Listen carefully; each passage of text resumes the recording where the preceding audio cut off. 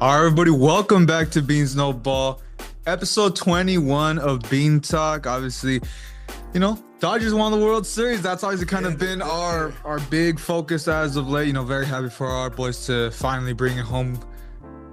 Will we be at the parade tomorrow? I think we might. We might have to. We might be there. So we're gonna see till tonight to see anyone's what's watching going on. So look out for us at the parade. But yeah, obviously, bring it back to football and. Mid-season just around the corner this week.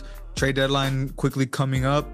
A lot of stuff to talk about. And obviously, I think there's no better way to start this episode, which, one of the guys that we've been just defending the most, one of our favorite young quarterbacks, Anthony Richardson. Obviously, he just got benched. Let's get into his situation. Yeah, so not even just benched for this upcoming game. He's going to be benched for the rest of the season.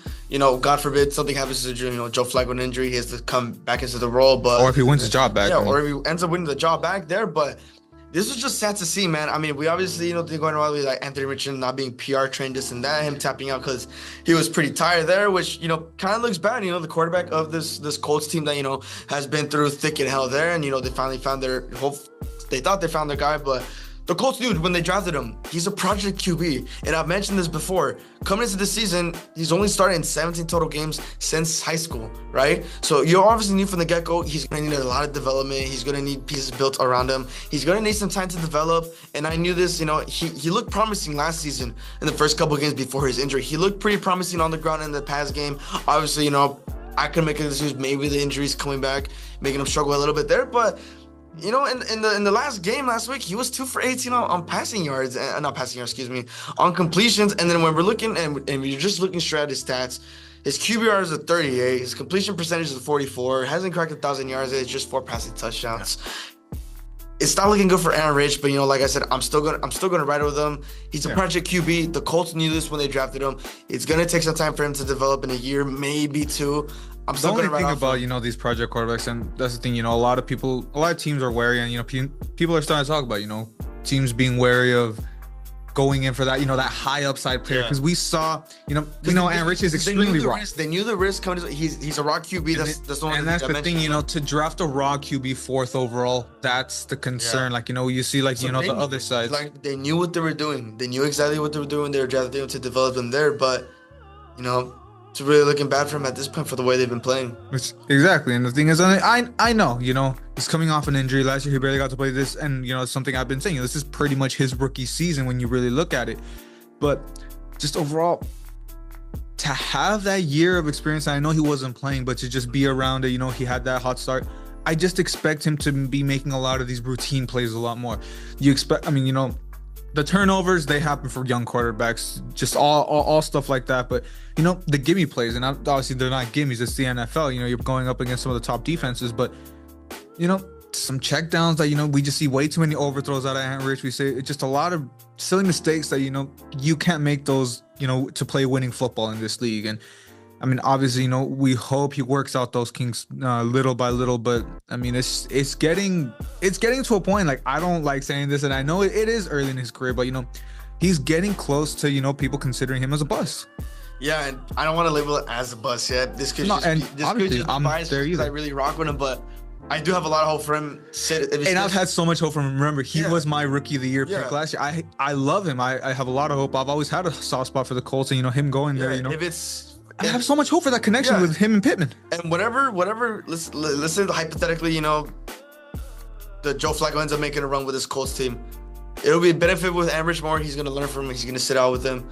He's gonna learn from Joe Flacco. We know Joe Flacco. He's a top guy. Obviously, hasn't lived up to how he's been, with his prime days with the Ravens. But he's still serviceable. And we saw when he came into that one game, he was looking really, really well. So learning from Joe Flacco, Aaron Rich for the next season.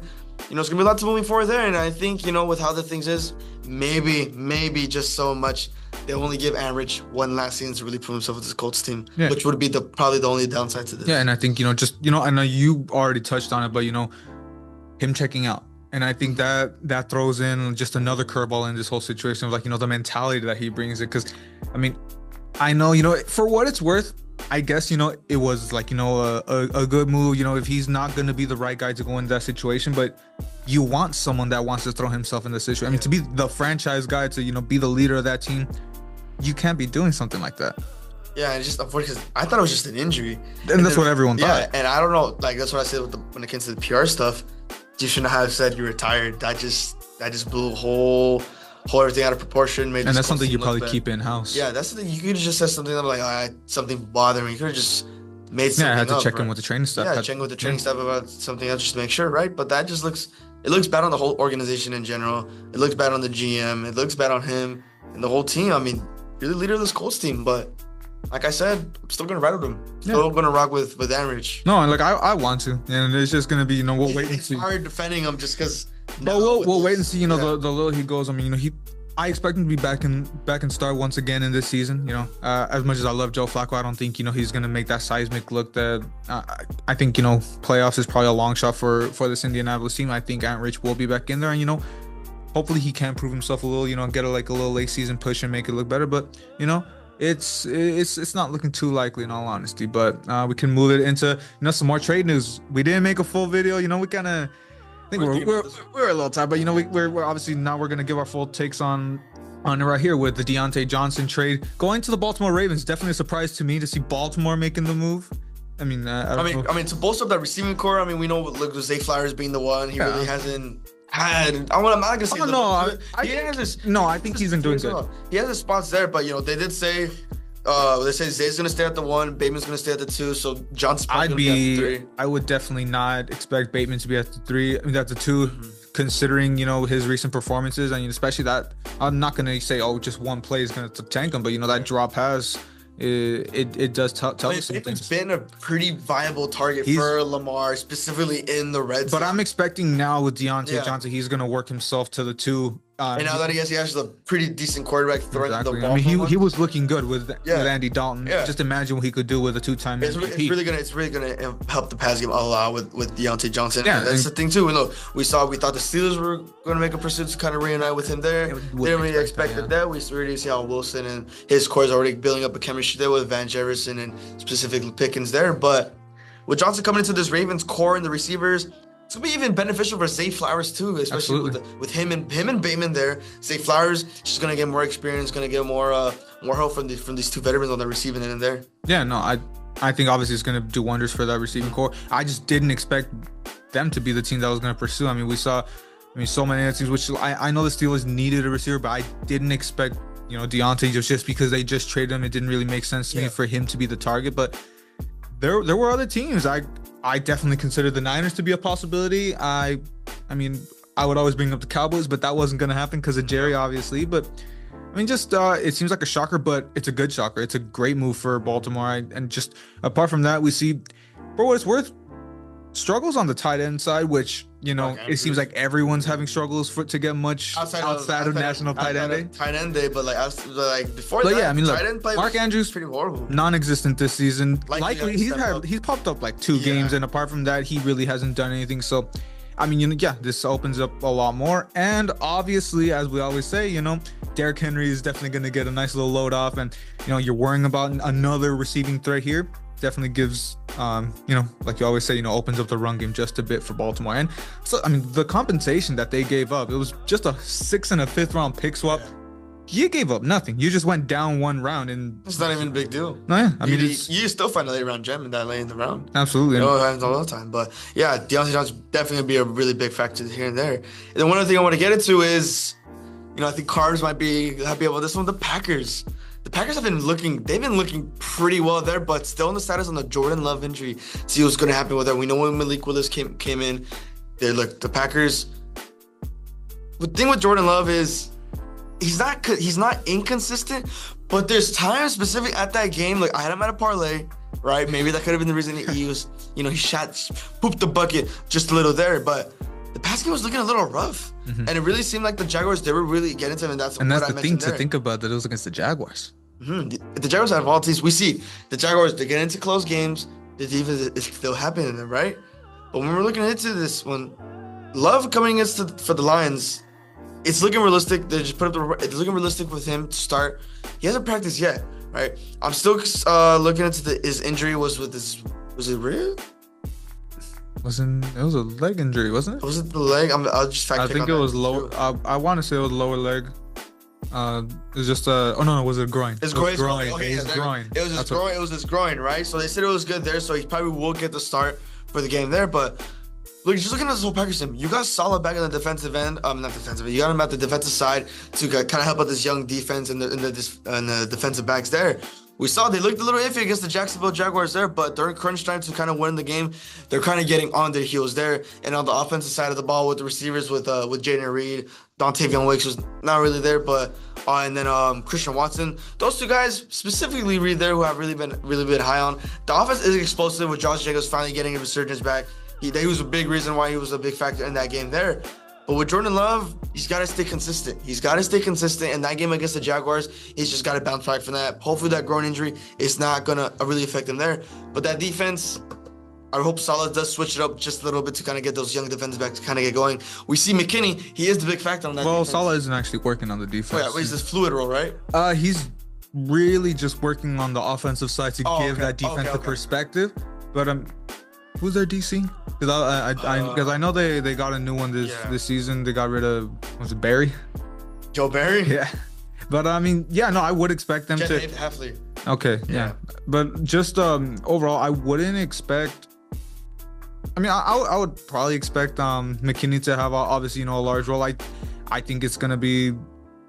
I mean, I'm really leaning Detroit in that game. I mean, it's just they're just on fire right now. It's hard to really see anything else. But I mean, a stand for the Packers could definitely really help. I mean, but overall the difference is going to be the quarterback battle, which is Jared Goff going to be able to overtake a pretty strong Packers defense. And like what you mentioned with Carbs, he always says Jordan Love has that gunslinger mentality that he sometimes he does a little too much, and with a gunslinger mentality against this Lions defense, that could come back to bite him. Exactly. So he's gonna have to play. I want to say too conservative, but he's gonna have to stop chucking Yeah, the ball. play smart. Done. He's gonna have to play a little bit smart there. And when they're Detroit's front seven, God forbid Josh Jacobs doesn't get going, right? So then that's gonna even have to have Jordan Love. That's all usually been the difference with the Packers. Exactly. And we saw Josh Jacobs was getting going, but against this Lions team, if Josh Jacobs does get going, and I know we say this by every running back and the quarterback, but this could be a decent game for Jordan Love, but he's gonna have to contain. He's gonna have to contain those overshot throws that he's always.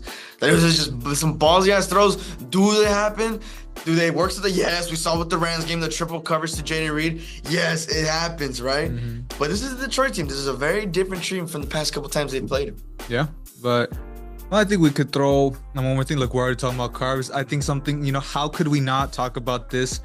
Who won Rookie of the Month on the offensive side of the ball? Bo Nix. No Bix. Obviously, I mean, I'm telling you, he's on the rise. He's been looking phenomenal, little by little. Really, came off with a pretty rough, really start to the season. But what I was saying, him looking like probably that second best offensive rookie, or at least rookie quarterback, really starting to pay off. Really looking like he's really finding his own little by little.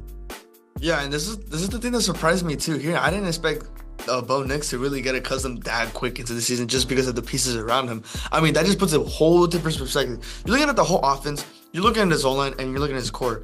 Outside of Courtland Sutton, I mean, really, you do have some viable receivers like I think Josh Reynolds that they acquired. Which he's out right now. Yeah. Scary situation with him. So the receivers a little there, and the running back situation with Javonte Williams and the McLaughlin, right? Yeah. Yeah, they're very hit or miss with their running in there, but the way Bo Nix is able to overcome with the way his pieces are, surrounding him, that just proves a lot that he's not a system QB. I mean, he's doing this with the lack of weapons and a very great defense to help him. On top of that, I know even sometimes he does look a little rough on some drives. Peeping him, he does make some pretty shitty mistakes. I think we remember seeing that mistakes. There was a specific overthrow that a lot of people were pointing at. And I know his best performances have come against some weak teams. We can also say that, but just overall, I mean, one thing I really look at with him is we look at him and Jaden Daniels, arguably the two best quarterbacks in this rookie class as of right now, and they're both doing it with one highly viable wide receiver, and the rest not that great. I mean, a good run game also too. If we're gonna look at with Brian Robinson, but not the best weapons, but making the most out of them. And you can't say the same for Caleb Williams, which I know he has that O-line that doesn't really help him. Receiving core. He has phenomenal receivers that when the O-line gives him enough time, it looks like he's not really getting that best use of them. Yeah, and I think this coming into this game, and they're 5-3. So I mean, They're above 500, and they've been above 500 for the first time since 2016, which that's an or 7. Which or right now they're 16, holding yeah. on to And they're going to fifth spot in the playoffs, I want to say. I don't get the Yeah, I think I remember stats seeing the of bracket a standings. couple days ago. Yeah, because they're second in division behind Kansas City. They're 2 games behind, and they're gonna get a tight game. You could say tight game against this Ravens team to 10 a.m. So that's gonna be one of the things we're gonna be very early on. This is gonna be a good game, and then the Ravens coming off that loss to the Browns. Anything could happen, right? Could Bo Nix shock this Ravens team? Could be a possibility there, but with the weapons around him, he's gonna have to make use of it against a very good Baltimore Ravens defense. Absolutely, and I mean, Ravens are in the playoff picture. I mean, as we thought, would they just be, just kind of gelling this team together, start getting on a run later? Looks like they're definitely ahead of schedule, but don't remember. I mean, I think was that the most? Actually, I mean, I think one thing that I forgot to mention that I really want to get into, the Rams. Oh, yeah. The Rams are really, look at the Puka coming back. Definitely made a Cooper Kupp coming back. Yeah. I mean, just overall, with all these pieces coming back, we look at the NFC West standings. Everyone's 4-4. The Rams are 3-4. I'll win this week. And I mean, Arizona, if the Bears can do us a favor and beat them and we beat Seattle, we're at the top of the NFC West. Going from 1-4 to that, I mean, sure, let's say how it is, the NFC West kind of weak this year.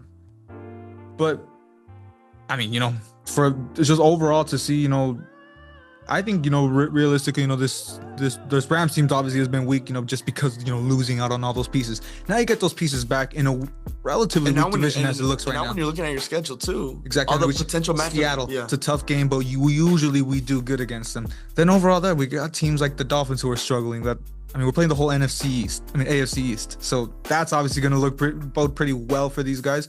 Like I said earlier, a couple episodes ago, when I was considering, are the Rams still able to save this season? That win against the Vikings is going to go a long way into realistically keeping this team at above 500. Yeah, because, dude, I was very shocked about that. I mean, you guys were just exchanging touchdowns. I thought Darnold was going to switch it up in the second. And the defense waking up. And the defense actually woke up. Your front seven was actually looking really, really decent, but obviously with the loss of I think it was Christian Darrisaw, the O-line. Yeah. The big loss for him. And we saw Jared Verse, they were feasting. Yeah, with Verse and Fisk obviously, playing through an injury. Yeah. Both of these two rookies still leading the NFL in rookie pressures. Would love to see them actually start finishing some of those pressures. But regardless, the pressures are going to come. Yeah, and obviously, you guys really took advantage of that. The defensive, you guys at DC, you guys really switched up the main OT. Christian Darrisaw got out, and they just took advantage. Darnold was getting sacked, had no time to throw the ball, and we just saw the signs how Jettis was really, really fed up. I mean, I thought Jettis was going to be a difference factor in the last couple of drives for the Vikings to make a comeback on this one. Yeah, obviously. I mean, which he had a phenomenal first half, but like I was saying, I think they only had 6 points in that second half, just 2 field goals, if I'm not mistaken. So, big shout out to defense, which I obviously got into that a lot in the last video, but just overall, this could be the turnaround for this team. But I think that kind of puts a tab on it for just our little news segment. We finally got someone to bring us in some new material to talk about. I've been someone that you've been asking, maybe if you want to hop on. It's a little hard, we kind of only get friends from school out here that could really do it, or so it's a little, keep it more in-house. But I mean, if you want to be involved in this, would love to have you give us some more takes like this. He's asking Jayden Daniels, is he the best quarterback in the NFC right now? He's definitely up there with one of the. Absolutely. I would say he is the best. I mean, when you're looking at Kirko, right? You could definitely say looking at the NFC, that could be the best. I know a lot of people, they're gonna with recency bias with the game against the Seahawks, but the Bucs game, he really bounced back out of that. And again, you could say, Bucs were missing their winning weapons, this and that, blah, blah, blah. It's still a very good Bucs team. The record, they're an example of a team where the team is much better than what the record says. He really bounced back again against that one with having a slim, slow start to the season. He really bounced it back. The defense woke up. His offensive weapons were finally getting. Bijan was getting more active. Every time I bet on Bijan, he decides to sell there. Raheem Morris, I'm looking at you. Getting what comes with Drake London, Mooney too, and then Raymond McLeod as well. Getting all those guys on the receiving end more active. Same with Kyle Pitts. Kirko's really making the best use of this. Jayden Daniels, he's definitely going to go up there. But I think when we're comparing both teams, obviously people will lean more towards Jayden Daniels just because he's working with what he has compared to the Lions. Like the Falcons. The Falcons are a little bit more, you could say, overpowered than the Commanders there, but Jaden Daniels. He's definitely going to be up there as one of the top quarterbacks in the league in the future. But as of right now, as the NFC, he's definitely up there. But I wouldn't say he's the best. No, realistically, I mean, this keeps up, he's going to be an MVP finalist. Yeah. I don't think he'll win it. In all honesty, I think, Lamar, if he bounces back from a rough game, obviously last week, but he's been on a good pace. Josh Allen, he still has a definite argument. And obviously, we talk about guys like Jared Goff and Kirko who have that thing, but. I think right now, I mean, as much as I don't want to say, I think Jared Goff really gets my vote for probably the top quarterback right now.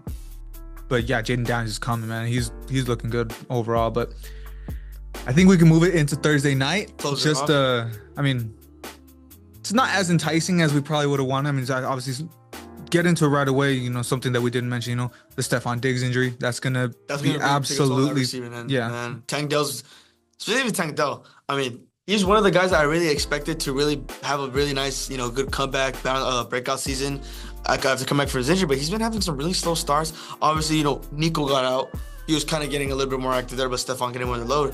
Now that Stephon's down with the ACL for the year that we thought was just a regular knee injury, Tank Dell, that's really the big guy you're really going to look for in CJ Stroud here. And then, if Mixon can't get going, Stroud's going to have to throw the ball against this really great Jets D here, and if Tank Dell, he's not going to be able to get the separation. He's not going to be able to help out CJ. It's going to be a really slow game for the Texans team, and same with Joe Mixon. He's going to have to get active, at least active in the first half, get it going, get the pressure off CJ. But Tank Dell, I mean, spoiler alert, we got him in the parlay, but at least for me. But we're going to get into that right now. But he's going to have to be a difference factor. And he has Schultz on the receiving end there. Schultz has been a little hit or miss. But it's also Cowboy. He hasn't been getting used. Yeah. But I definitely expect Robert Woods. I definitely expect Robert Woods to have somewhat of a bigger role going out throughout the season. I mean, we know his potential. We know what he can do, especially just that veteran presence overall. I think, the sure hands, he'll be able to, expand his role now that, the two top receivers are out. And, you can open up the pass game for Tank Dell. Yeah, exactly that too. So another veteran presence for the young guy Tank Dell there. But like I mentioned, Schultz there, another veteran presence there. But we're gonna see how this Texas team is gonna do against this really good Jets defense. The receivers, which has struggled, which I know struggling a bit. I know they look good. Stroud's been struggling just a little bit too, so it's always gonna cancel out there. So it's really just gonna depend on the receiving. But this Jets defense overall. I mean, they look good, sure, most of the game against the Patriots, but it's the Patriots. And then that end of the game really struggled now. Yeah. That showed a lot of alarm bells in that final drive. I mean, they just look like a completely different team. And if we see, similarities of that going into this game, CJ Stroud's going to completely pick them apart. And on the offensive side of the ball, I mean, Aaron Rodgers, he gets yards, but I mean, where are those yards going? I think you really got to see, they got a game plan. They got to have the right game plan on how to use these receivers because you got a phenomenal receiver core. Yeah. And Garrett's been finally bouncing back, not even Devontae. Yeah, Devontae struggled ever since he came here. But overall, I mean, sure, that receiving core, what we're saying about them, and it's going to be even more important because I don't think Breece Hall is going to have too much of a showing overall just because of this really good Texans front seven. I mean, we see guys like not Jonathan Grenard, Danielle Hunter and Will Anderson Jr. just had absolutely phenomenal games last week. And if that continues into this, don't expect the run game to be too much of a factor. And Aaron Rodgers is really going to have to work his star receivers. Yeah, so really just going to be a tale of the receiving cores to see which core of each team is really going to get cooking first. And whichever one goes first, that's pretty much going to be the game. Yeah. But I do expect a pretty close game matchup between both these teams. I don't expect the ball. Yeah, so get into the parlay. Road team first. Christian, you got the Texans. Let's get into it. So like I said with Mixon, with me, I like smashing the overs because I know if they had to hit. But Mixon, again, since he's coming back, big factor into this Houston offense. I'm gonna go over 84.5 yards. Kyrie Fairburn going into with the kicker into the parlay. I got a kicker fighting into the parlay. With the offensive with Stroud, there's gonna be some struggles there. I'm gonna go over 1.5 field goals made, and then Tank Dell. Like I said, he's gonna have to get more active in this pass game, so I kept it safe. I'm having him go more than 39.5. Okay. I mean, I think you would have been fine going a demon and going a little more with Tank Dell. I mean, expect him to have a little more, but just overall, I think a great side of the Texans for you going into the Jets side. Aaron Rodgers in my parlay. I'm expecting him to get some good yardage. I'm going a demon pick to get him over 249.5 yards. No, it's what I've been saying. He's good at grabbing yards. Now, don't quote me on this one because every time that I go one of these ways, it goes the other way. So, but my expectation right now, Aaron Rodgers will get the yardage, but he will struggle. And going into Breece Hall, like I said, I'm expecting some struggles. His line is set 67.5. I'm expecting to go under that. Probably stays in that 50 range. I think, like I said, that front seven of the Texans is definitely going to get to him. And Garrett Wilson, another demon pick, 89.5 yards. I'll take the over on that. I really think he's going to be the one to get more of the share. Rodgers, sure, he'll know when to share the ball between him and Devontae and even Mike Williams if he has to. But I think Garrett, he's going to realize, if he's going to have any opportunity to win this game, the ball has to go to Garrett Wilson. And obviously, before we finish this up, of course, the payout will be, if you bet $20, you'll get $440. So obviously, you already got your little breakdown down below. Like we said, it's on Prize Picks. But before we fully close this out, didn't get our picks in just yet. I'm gonna be going with the Texans, I'm sure. Yeah, we're both rolling with the Texans on this one. So that wraps up for the Thursday nighter, and that wraps it up for our 21st episode of Bean Talk. I think. Well, honestly, didn't even mention, but Happy Halloween, of course. Definitely, gonna get the spear out later on. See if we get a spooky parlay to actually, finally cook for us. But thank you guys for watching. Hope you like and subscribe, and we'll see you guys right back for the Week 9 recap.